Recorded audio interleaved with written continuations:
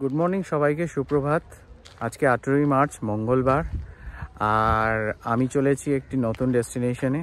আপনারা যারা আমার ব্লগ কন্টিনিউয়াসলি দেখছেন তারা জানেন আমি প্রথমে মন্দারমণি এসেছিলাম, সেখান থেকে তাজপুর আসছিলাম। আজকে আমি তাজপুর থেকে এই মুহূর্তে বেরোচ্ছি, আর আমি যাচ্ছি দীঘা। মন্দারমণি এলাম, তাজপুর এলাম, আর দীঘা যাব না সেটা তো হতে পারে না, তাই কমপ্লিট করব এই রুটটা। তাই এবার আমি যাচ্ছি দীঘা। আমি দীঘায় যাব। আমি দীঘায় যাচ্ছি প্রায় 6-7 বছর পরে। তো আমার মনে হয় অনেক চেঞ্জেস হয়ে গেছে, তো সেগুলো দেখবো, আপনাদের দেখাবো। এখানে আলাদা করে কোনো কাভারেজের ব্যাপার নেই, বাট আমি যেরকমভাবে দেখবো আমি সেরকমভাবেই আপনাদেরকে দেখাবো। আশা করি খুবই ইন্টারেস্টিং হবে। আপনারা দেখতে থাকুন আমার ব্লগ আর পাশে থাকুন। আমি এই হচ্ছে আমার হোটেল ছিল এই পেছনে, আমি এই হোটেল থেকে বেরোলাম। আর এই যে রাস্তাটা আমার পিছনে দেখতে পাচ্ছেন বা সামনে এই দেখতে পাচ্ছেন, এই রাস্তাটা দিয়েই কিন্তু আমি যাব। আমি এখান থেকে ডিরেক্ট এই রোড ধরে, এটা কিন্তু মেন রাস্তা নয়, এটা হচ্ছে তাজপুরের ভেতরের রাস্তা, যে রাস্তাটা তাজপুর সি বিচের দিকে গেছে। সেখান থেকে আমি ট্রাভেল করব, সোজা যাব। আমি এখান থেকে দেখি কিভাবে যাওয়া যায়। আমি যাব এবং আপনাদেরকেও দেখাবো কিভাবে তাজপুর থেকে ভেতর দিয়ে দীঘা যাওয়া যায়। চলুন তাহলে যাওয়া যাক।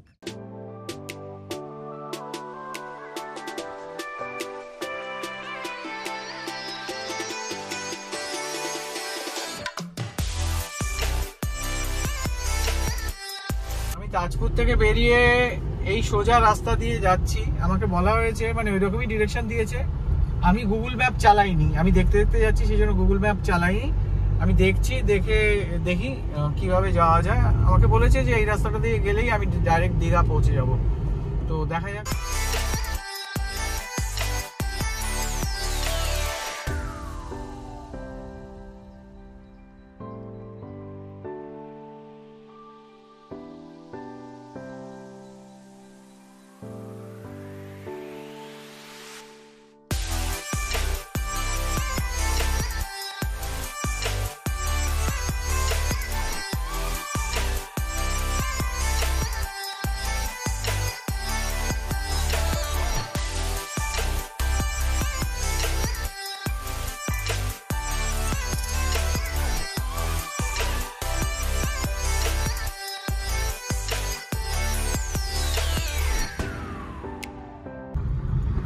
আমি যাচ্ছি এখন মেরিন ড্রাইভ রোড দিয়ে। আর দেখুন, আপনাদেরও দেখাচ্ছি। তার মানে যেটা দাঁড়ালো সেটা হচ্ছে, মানে তাজপুর থেকে বেরিয়ে ওই সামনের রাস্তা দিয়ে সোজা আসলাম। আসার পর একটা মোড় পড়লো, যার ডান দিকটা দেখাচ্ছিল রামনগরের দিক। আমি বাদিকটা নিয়ে 1 মিনিট 2 মিনিট গাড়ি চালাতেই মেরিন ড্রাইভ রোড শুরু হয়ে গেল।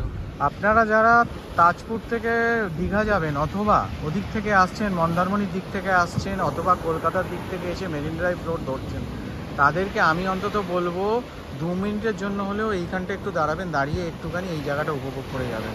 দারুণ কি সুন্দর দেখুন।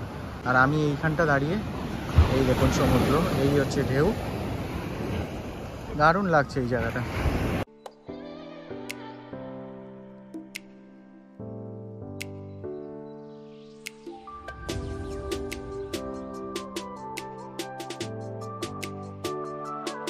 এই একটা ডাব খেতে দাঁড়ালাম। এবার আপনাদের দেখাই, আমার সামনে যে রাস্তাটা দেখতে পাচ্ছেন এটা তাজপুর থেকে আসছে, আর এই চলে যাচ্ছে দীঘার দিকে। This is the marine drive road, যেটা নতুন হয়েছে।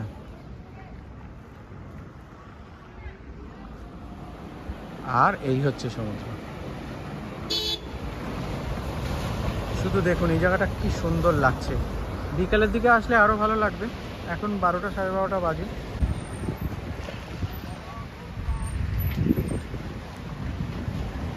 আমার রেকমেন্ডেশন রইল, তাজপুরের দিক থেকে আসছেন, মন্দারমণির দিক থেকে আসছেন, বা কলকাতার দিক থেকে আসছেন এবং মেরিন ড্রাইভ রোড যদি ধরেন, তাহলে 2 মিনিট এই জায়গাটায় স্পেন্ড করে যাবেন। এই জায়গাটা সত্যি দারুণ সুন্দর লাগছে।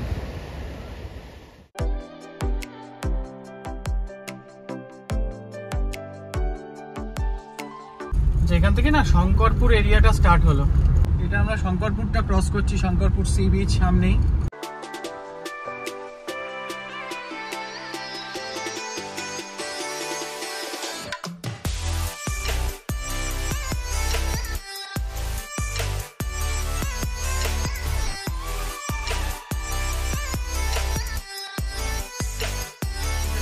শঙ্করপুরের এইটা এখানে এন্ড। এবার আমি ডান দিকে নিলাম।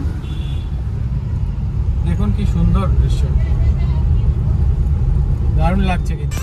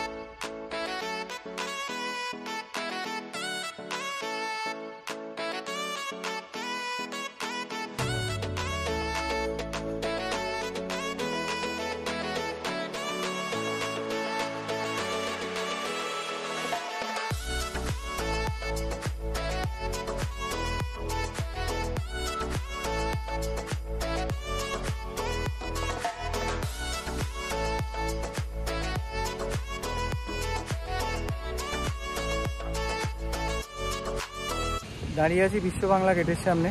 এবার দীঘার মেন জায়গায় ঢুকবো।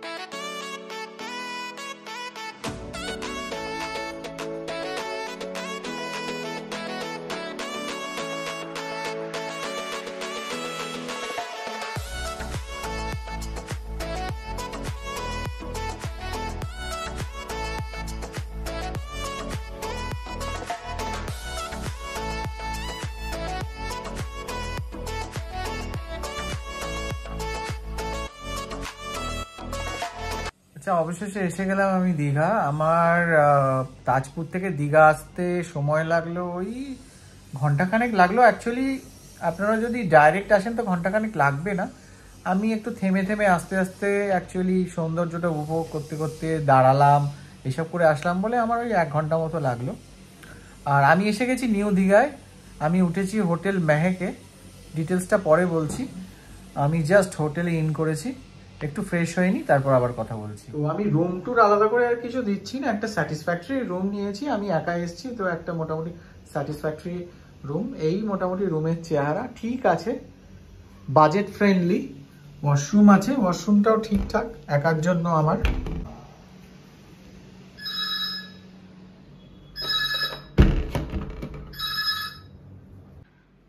আরেকটা কথা, এটা কিন্তু প্রপার সি ভিউ পাওয়া যাবে না এই হোটেলটা থেকে। একটা ছোট ব্যালকনি আছে, এই যে এইটা হচ্ছে ছোট ব্যালকনি। আর এই ছোট ব্যালকনি থেকে এই দেখুন সমুদ্র দেখা যাচ্ছে। আমি জুম করে আর একটু দেখাচ্ছি। খারাপ না, একার জন্য ঠিকই আছে। আর একটা জিনিস হচ্ছে, আমার এই রুম থেকে বেরোলাম, রুম থেকে বেরোলেই এই জায়গাটা আছে একটা ছোট ব্যালকনি। এখান থেকে কিন্তু ভালোই সমুদ্র দেখা যাচ্ছে। এই হচ্ছে রাস্তা, প্রপার সমুদ্র দেখা যাচ্ছে একদম। ওই দেখুন দূরে মিত্র ক্যাফে দেখা যাচ্ছে। আমি জুম করি একটু।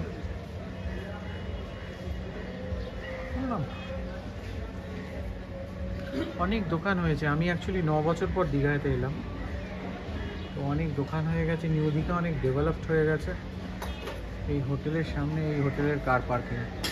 আমি এই স্নান টান করে একটু বেরোলাম, লাঞ্চটা করবো, দেখছি কোথায় লাঞ্চের ভালো কিছু পাওয়া যায়। এখন অনেক দোকান হয়ে গেছে দেখছি নিউ দীঘাতে, তো অসুবিধা কিছু হবে না আশা করি। নিউ দীঘাতে এখন প্রচুর খাবার হোটেল। আগে ওল্ড দীঘাতে যেতাম খেতে নিউ দীঘাতে থাকলে, এবার এসে দেখছি প্রচুর খাবার হোটেল। আমি সেরকমই একটা হোটেলে এলাম লাঞ্চ করতে। আমি ভেজ থালি নিয়েছি, চিংড়ি নিয়েছি আলাদা। এই প্লেটে আছে 8টা চিংড়ি, দাম 400 টাকা। ভেজ থালিতে দিয়েছে রাইস, স্যালাড, আলু ভাজা, ডাল, একটা তরকারি, আলু পটলের তরকারি, পাঁপড়, চাটনি। এই মিলিয়ে ভেজ থালিটা হচ্ছে 70 টাকা, চিংড়িটা আলাদা 400 টাকা। পেছনে যে রেস্টুরেন্টটা দেখতে পাচ্ছেন ওটাতে আমি দুপুরে লাঞ্চ করলাম, তো ভালোই খেলাম। আচ্ছা, এখন বাজে বিকেল 4টে, আর এই মুহূর্তে নিউ দীঘায় কিন্তু খুব একটা গরম নেই, এখানে টেম্পারেচার 30-31 এরকম। দেখি এবার একটুখানি চারিপাশটা একটু ঘুরে দেখবো। এখানে প্রচুর খাবার দোকান হয়ে গেছে, প্রচুর হোটেল তো ছিলই, যত দিন যাচ্ছে মনে হচ্ছে হোটেলের সংখ্যা আরও বাড়ছে। কম্প্যারেটিভলি একটু ফাঁকা দেখছি, সেটা মনে হয় যেহেতু উইকডেজ বলে। এটা হচ্ছে আমার হোটেল, আর এই সামনে সমুদ্র, মার্কেট হয়ে গেছে। আচ্ছা, এই রাস্তাটা না পুরো মানে ভর্তি হোটেল, দেখুন পরপর হোটেল, পরপর হোটেল। যে যেরকম হোটেলে থাকতে যায় সে সেরকম হোটেলে থাকতে পারে, এরকম একটা ব্যাপার। সামনে খাওয়ার দোকানও আছে, সামনে এই জায়গাটা স্পেসিয়াস। নিউ দীঘায় এসছি প্রায় 2-3 ঘন্টা হয়ে গেছে, কিন্তু এখনও সমুদ্রের মুখ দেখিনি, তাই যাচ্ছি সমুদ্রটা একটু দেখে তারপর দেখবো আশপাশে কি আছে দেখার, সেগুলো দেখতে যাব। 4টে বাজে, ওয়েদার কিন্তু খুব ভালো, গরম নেই, হালকা হাওয়া আছে, তো অসুবিধা হচ্ছে না কিছু। এইটা হচ্ছে আজকের দীঘার সমুদ্রের ছবি, প্রচুর লোকের ভিড় আমি দেখতে পাচ্ছি।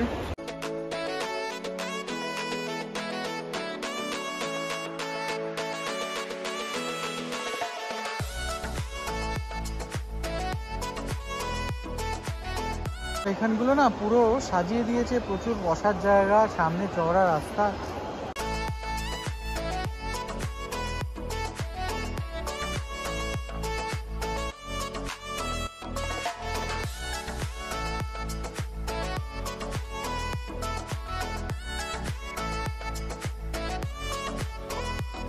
আর দূরে সারি দিয়ে হোটেল, সামনে মার্কেট।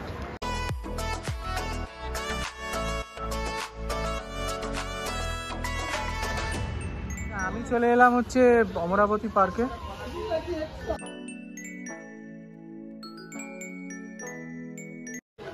এই হচ্ছে টিকিট কাউন্টার, আর এই হচ্ছে অমরাবতী পার্ক। 10 টাকা করে এন্ট্রি ফি।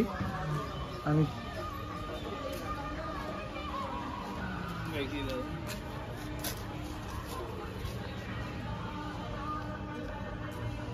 সামনে একটা লেক টাইপের দেখতে পাচ্ছি, অনেক গ্রিনারি রয়েছে, বাঁদিকে ওয়াশরুমের চিহ্ন রয়েছে, রোপওয়ে আছে এখানে অমরাবতী পার্কে, আমি জানি, তো দেখা যাক।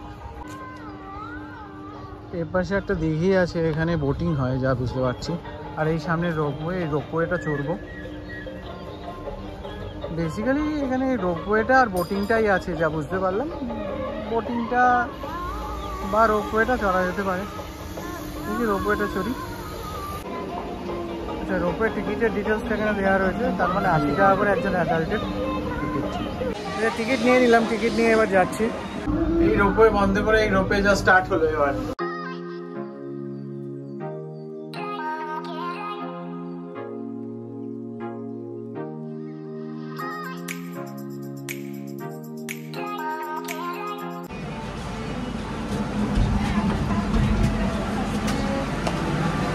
হয়ে গেল রোপওয়ে, ঠিক আছে। 80 রুপিস, ডিস্টেন্সটা একটু শর্ট। 50 টাকা হলে ভ্যালু ফর মানি হতো, 80 টাকাটা একটু বেশি। আর বাচ্চাদের মানে ওই আপনার 12 বছরের নিচে যে বাচ্চাদের, তাদের হচ্ছে 46। আর সেরকম কিছু নেই এখানে, এবার বেরিয়ে যাবো। অমরাবতী পার্ক থেকে চলে এলাম ঢেউসাগর পার্ক। 50 টাকা টোটো ভাড়া নিল। এটাই নিউ দীঘা থেকে একটু এগিয়ে আর কি। টিকিটটা কেটে নিই, টিকিট কাউন্টার রয়েছে সামনে, টিকিটটা কেটে নিই। এখানে মানে মেন গেটের সামনে ডিটেলসটা দিয়ে রেখেছে যে কোথায় কি আছে, কোন ডাইরেকশানে কোন জিনিসটা দেখতে পাওয়া যাবে।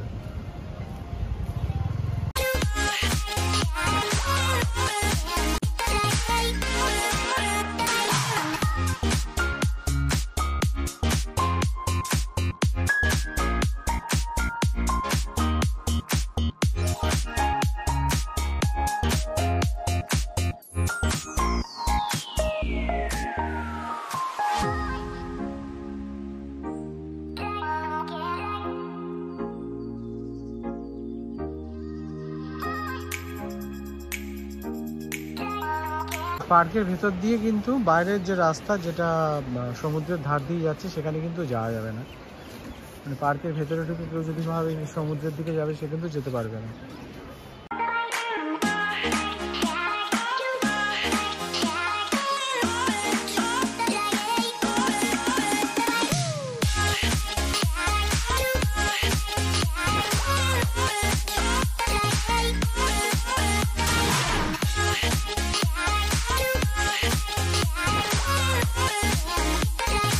বিকেলবেলা ঢেউসাগর পার্ক আর অমরাবতী পার্ক তো দেখে এলাম। এখন 7:30টায় আবার বেরোলাম।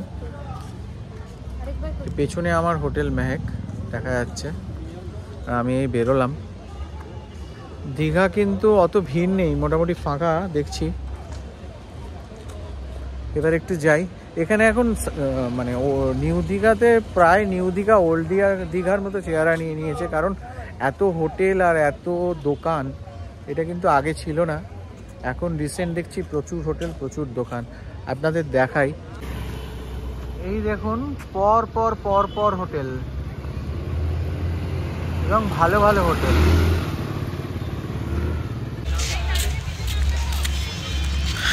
এখন এই জায়গাগুলো না অনেক স্পেশিয়াস করে দিয়েছে। আগে কিন্তু অনেক মানে কনজেস্টেড ছিল, ফাঁকা। এমনি লোকজন আমি নিউ দীঘাতে কিন্তু খুব একটা বেশি দেখতে পাচ্ছি না। দোকান কিছু খুলেছে, চলুন দেখাই আপনাদের দোকানগুলো।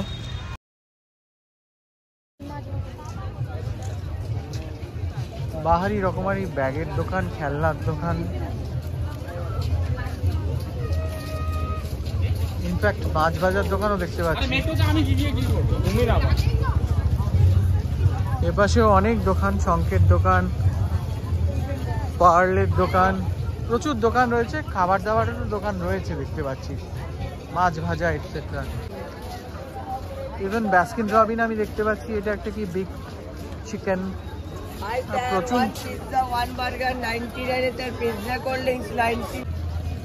শঙ্কের দোকান, কমন পেটেন্ট দীঘাতে থাকে। আরও বিভিন্ন ধরনের ব্যাগের কালেকশন, প্রচুর আইসক্রিমের দোকান এবং অন্যান্য খাবার যথারীতি প্রচুর রয়েছে, যেরকম থাকে আর কি। এবার সমুদ্রের সামনে যাচ্ছি, দেখি কি অবস্থা ওখানে। সব সমুদ্রের ধারে বসে রয়েছে সি বিচে, যেরকম বসে থাকে আর কি। দ্য সিমিলার, একদম দ্য সেম ফিচার্স, সেটা দীঘাতে আসলেই দেখা যায়। সব বসে আছে।